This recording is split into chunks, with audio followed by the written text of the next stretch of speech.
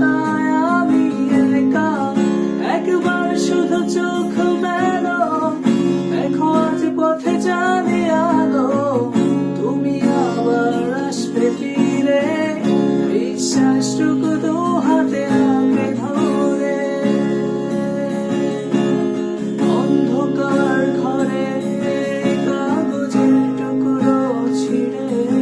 কেটে যায় আমার এই সময় তুমি গেছো চলে যাওনি বিস্মৃতির অতলে যেমন শুকনো ফুল বইয়ের মাঝে রয়ে যায় রেখেছিলাম তোমার